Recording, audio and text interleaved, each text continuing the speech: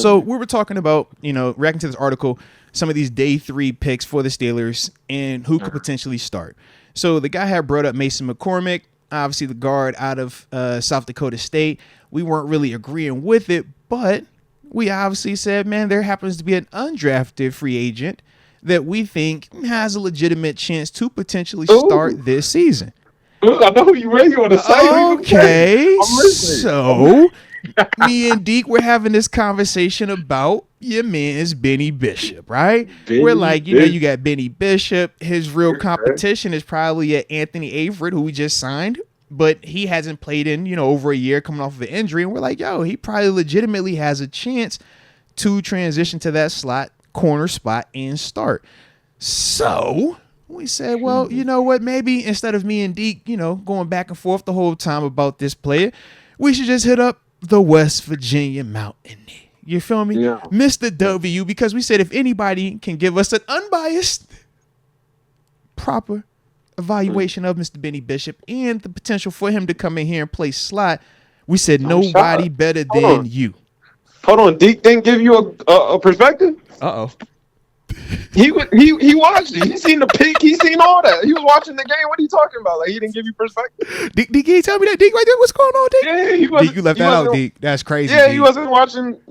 Not trying to worry about the past. I'm trying to talk about Beanie I'm like, Bishop I'm and the shocked. future Like, here in what do you Pittsburgh mean? Like, you should have got and the great Steelers. perspective right there. I was like, Deke actually has never referenced Beanie Bishop in the game versus Pitt, so I never knew that this took place. Okay, all right, I missed that. The corner route. We won't get into that. But he knows. It was probably more due to Jerkovich just being our quarterback. Quick to bring up that Bishop. With all due respect to Bishop, I think that was more of a Jerkovich bad pass, bad decision. Jerkovich was just in a Steelers rookie minicamp this weekend, man. As a tight end. Not the position he was playing at Pitt. Oh, they brought that in there? Like 9 months ago. He got invited. That's what he got invited, bro. Yeah, he was invited, man. Yeah, he's got to come for something, right? Hey, but listen, me and Modes were agreeing. I actually think Bishop does have a legitimate chance to start for us. I can see that. He's a good player. Like, he played hard. I mean, he's smart.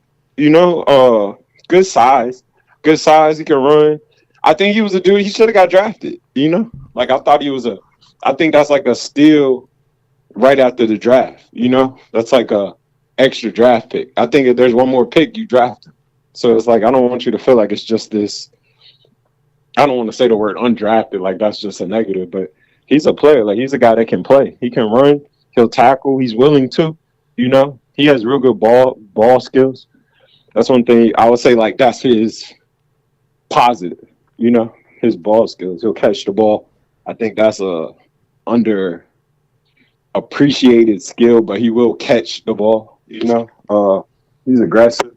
Is he a slot though? I know he's more like outside. So this the thing. So at WU, he was predominant on the outside, but we're looking at what is he 5'9"? Yeah, in terms of like his ability to transition, we're saying, well, hey man, we got 6'2", almost 6'3" corners out here in terms of JPJ, Corey. Short, but he's long though. Oh no, we agree with you there. Yeah. But that's kind of why we looked at a guy like him, in that 5'9", 5'10" range. Anthony Averett, 5'10", 5'11" range. And we're saying, all right, if we don't have slots on the roster right now, who are guys that potentially can transition from outside corner to maybe bump in there, like we've seen with Cam Sutton, playing slot inside and then being able to bump out to the outside. So we're just trying to think about different guys like that. Even Arthur Milet, when he was with the Jets, was playing some outside corner there prior to coming to us, where obviously he played in the inside with the slot. He was a slot. Yeah. Like, that's a slot. All right, so we're like, man, what does that look like? Could Beanie Bishop transition into that? And if so, we're hearing some of the things that you think would be why he could. I guess the flip side would be, what would be the reason why you think he couldn't do it potentially? I mean, what are you trying to get out of it? Like a third corner in a sense? That's always the debate with the slot. Yeah. Like, you want a third corner or are you looking for a physical dude? Yeah, a physical dude. Because I don't know that he's just going to put his hat in that. He's not going to step in that B gap like that, maybe. I don't know. Because that's what we need to know. Because we said those are two different styles of tackling, man. That outside corner versus that slot / safety in the alley. Yeah. Running back to you in the alley in that B gap. Yeah. Like, okay. Let me step up. Baltimore, you got a Derrick Henry now. Yeah. It's like it's coming through the big gap. So it's like I don't think he's just your slot. That's like your Mike Hilton guy that you just leave him there and let him eat. But I mean, Coach Tomlin got a good way of bringing that out of you. Like, put your face in the fan. So I mean, look, it's not what you're capable of, but what you're willing to do. Come on, man. Don't be scared to go to sleep around here. Come on now. Yeah, so, but I mean, he can cover. Like, he was outside, so that slot is a different monster. Like, you got the two-way going, the slot a little bit different. It's a different monster. Like, but it's like your third corner. I mean, they got options. That's what I'm saying. They play a lot. But Pittsburgh sits in that cover 2 a lot, man. They sit in that 2 a lot. So with them being in that 2, like, I could see them using somebody like I mean, I don't think you mess with a Minka. Like, you leave Minka where he's at, but just because I can see that like a Demonte Casey potentially, man, being utilized something like that. Yeah. Like, you put that in the slot, it could be your alley, but it'll still make a tackle. Yeah, it could get the ball back inside on like them swings. And talk a little bit, because you referenced obviously how much we like to run that cover 2, right? Tampa 2, cover 2. For the slot corner though, man, what would that role look like? What did the ask be from him from a coverage standpoint, and even like I said, man, some of this run fit stuff, man? Yeah, so I study Pitt a lot, and like what Pitt likes to do is they run variations of that cover 2. So like they'll have that cover 2 where the slot will be the run through, like the middle run through. Sometimes they have that cover 2 where he's like just straight like a hook dropper. So it's like they use their 2, like they try to almost get it like a third safety or like more of a third safety. Somebody that can get the ball back, but he'll still come make a tackle. That's why you've seen dudes like Mike Hilton be successful. You've seen dudes like you just said that when the ball. Oh yeah, Arthur Millette. Yeah, Arthur Millette. He's been successful. You see that because the position is not a super just. All right, I got number 2, and this is my man. Right. Like it gives you different options. Yeah, you gotta be a little bit versatile. So it's like, I mean, he got options on who could do it. I like the dude from Baltimore that just came over is a good player. Yeah, Anthony Avery. Yeah, he's a good player. Like that Baltimore secondary it's been tough for a few years, and like them boys get after it. Like they kind of all got that. They had that versatile secondary type feel where it's like you could be here, but then you could be here. Yeah. So that was kind of a thing where I'm like, I could see him going into that slot. I think that's kind of like why you bring him in, like. Well, because body style wise, his body type is similar to what they saying Benny's is, man. In terms of, I think Anthony's listed at 5'11", $185. Let me pull up the official what they have your man Beanie Bishop listed at. All right. Beanie's longer than he is tall. I would say Beanie's like 5'9", 5'10", but Beanie, he almost looked like a 6-footer, They got him at 5'10" on Google. 5'10", all right. They might have rounded up.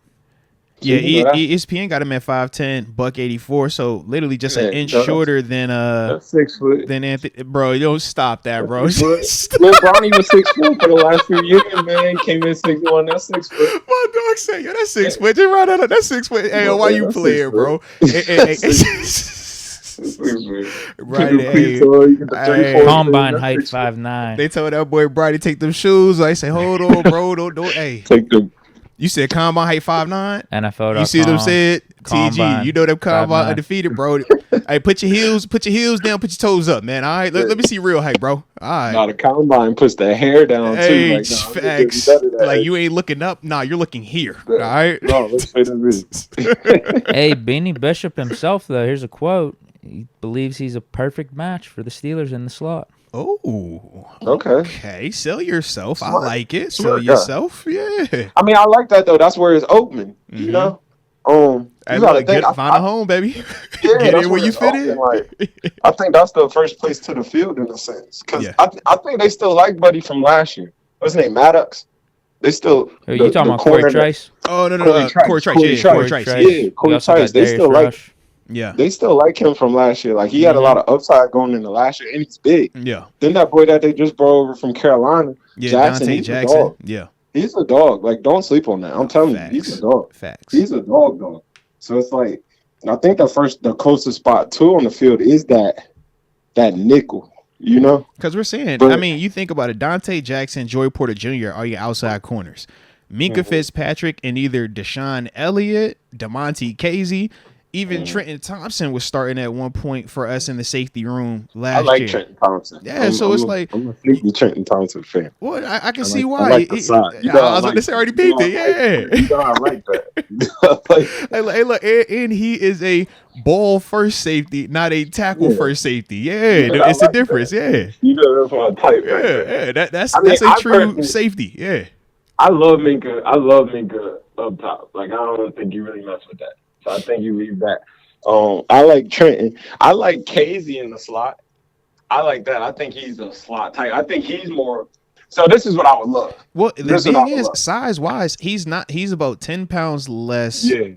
But he's still 5'11", $175 is what ESPN has him listed as well. But I feel like he pulls up more, if that makes sense. Like I don't know. That's just when I think about him. I feel like he'll come. Oh he'll yeah. He don't duck nothing. He's not ducking anything. Like he pulls up. Like the weight might not say who he is. You know what I mean? Like I'll pull up. He's not little. He's just short. That's how you look at him. Yeah. He'll hit you. Though. Mike Hilton. Yeah. Facts. Hilton ain't a little dude. He's just short. He will hit you, bro. Yeah. Yeah. I mean, it's kind of like you got options. I think the secondary is starting to get versatile. I think one thing about NFL secondaries is starting to get where it's like, I don't want to say positionless, but positionless. Where it's like, all right, I could be a slot, but I'm a safety. I could be, I'm a corner that kicks into the slot. Yeah. I could be that other safety is almost like a fourth corner in a sense too, where it's like you bring that down and that's on your slot man to man. So it's just, it gives you different ways how you want to run it. Like I said with that cover too, like it makes it to where that slot don't have to Superman up everything all the time. And you can do different things with it. So you got options, Of course, I would love to see Beanie there. I'd love to see a West Virginia guy in that starting rotation. Like, that'll look good. He's smart. You know how to make plays, I'd like to see that. All right. Well, that is a good point. Yeah. Like, are we too hyper-focused on looking for that slot corner, quote unquote slot corner? Like I'm really curious at looking at what Chandon Sullivan and how much he played for us last year in terms of snaps because he was our slot. Legit. Yeah, good call on that. Like I remember seeing him out there, but how often was it really? It's like 30% of the time. Yeah. A bunch of these games 30%, 20%, 40%. The last like 3 games it was 70%, 55, and 72%. Yeah. But I feel like that weren't we dealing with some secondary injuries? We had, yeah. But I was trying to figure out who were we utilizing because of the injury we had. We at one point were predominantly playing like the base stuff because it was Pat P at safety, Eric Rowe was at safety. Pat P was Eric Rowe was at I'm not tripping. Yeah, they both moved him back Pat there. P, Levi Wallace, and Joey Porter Jr. for probably first half of the season, right? Corner, right?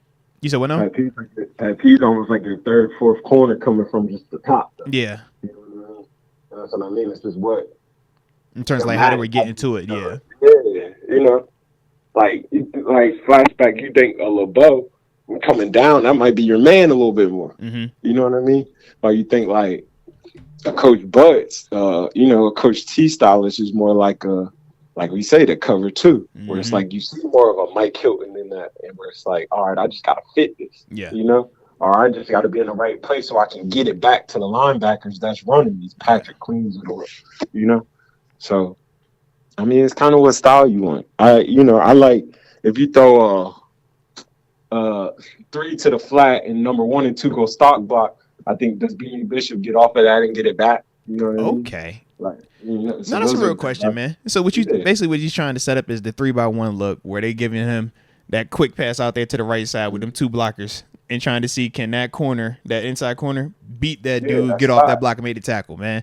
Can he get it back to the crowd? You know what I mean? Or does this split between 1 and 2 and now you got action? Yeah. So it's like I think when you think of slots, there's so many other things you can look at. Like it's a physicality to it as well as a cover guy too. Like it's a special position. It's just. I mean, it's an important position. Yeah. It's your extra linebacker. It's your extra corner. It could borderline be your extra safety. They get in that 3 safety a lot where they might make it look like this and he rotate back and now he's the middle run through. Hey, look, you're the unblocked defender too, man. Sometimes on that backside, we sending it back to you. Yeah. So So maybe it could be a combo of 3 guys of like Beanie Bishop, plays 30%. You have Casey playing 35, 40%, and then like Corey Trice / like a Darius Rush or Dante Jackson playing another like 25, 30%. Maybe that could be it. I feel like Dante Jackson's out there on that. I just think that's the JP. Yeah, I think that's the opposite JP. Like that's 1-2 right there to me.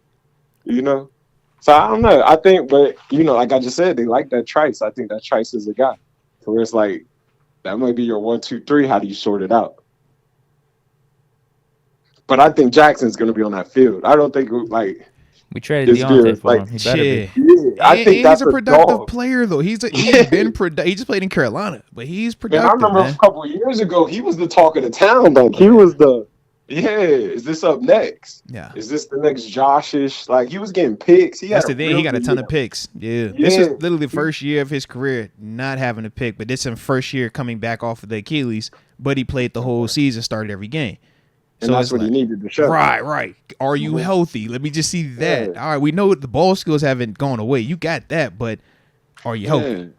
I might not need as many, you might not jump so much, but I played a good solid season. Yeah. Nah. Like Saquon, man.